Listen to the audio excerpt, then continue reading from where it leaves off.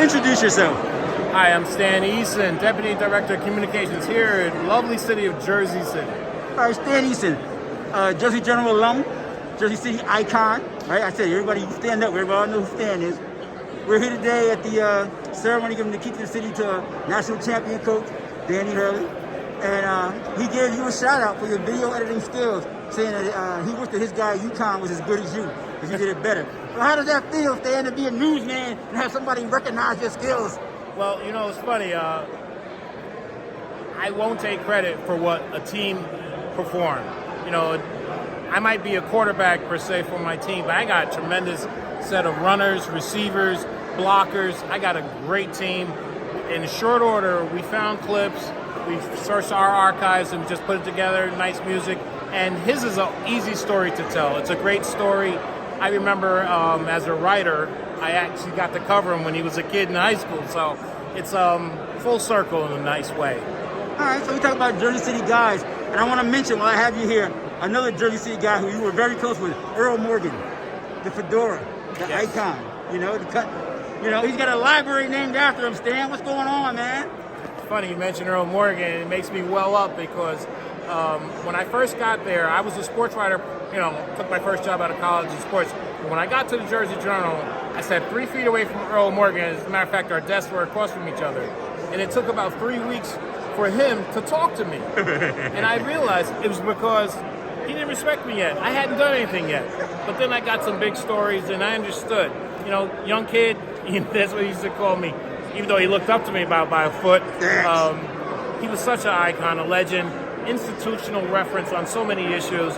And I miss him dearly because, you know, he was one of the few guys I could talk to about anything, be it covering the crime beat like I used to do, or politics, or anything of that nature. Obviously, all the challenges in our country today. Earl is an expert because he's seen it all, and they don't make him like that anymore. I mentioned Earl, and the same thing as Danny Hurley because you're from Silk City. You're a Paterson guy. Yes. Right? But we heard Coach Hurley talk about what it means to be from Jersey City, how diverse it is, how it makes hard scrabble people. I mean, and I would say not outside, because to me, you're a culturator, right? You're an icon like Earl. But I mean, can you vouch for what he said and describe the people in the community when he talked about toughness that it breeds? Well, I think when you come from something that's historically a blue-collar town, Paterson, Jersey City, Newark too. These are cities where, you know, the cores of people at the turn of the century came, and that's where the factories were. So you had to be tough because you had to work hard in order to survive. And I think the diversity of a community, it makes you prepared to deal with the challenges of life because you're challenged every day just trying to get along with everybody. There's different languages, different cultures. So it's almost ingrained in second nature in you if you came up in these communities to get along with people and you find a way to make it all work. Is that something, I don't want to put you on the spot, Stan, but I'm going to. Is that something that's missing with you in the larger discourse in politics and in life? The whole idea of getting along, you're finding a way to get along with people. Is that something that we need more of here in Jersey and elsewhere? I think that question is a question that's challenging in this country in particular. Because when you think about it, how old is this country? 240 plus years, right? So we're still young.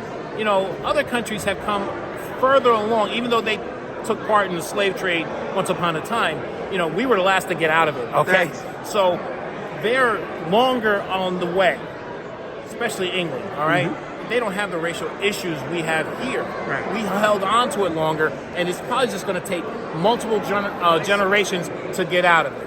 All right. And one last thing, I said we're here today giving the key to the city to Coach Danny Hurley, but I heard your guy, your boss, is running for governor. Are you going to be doing some campaign work on the trail for the statewide New Jersey with the gubernatorial campaign? Well, that will probably be a violation of city code of ethics. I can only work for the city. I can't work for another entity. Should he win and they offer me a job, we'll talk then. That's the Stan Eason I know.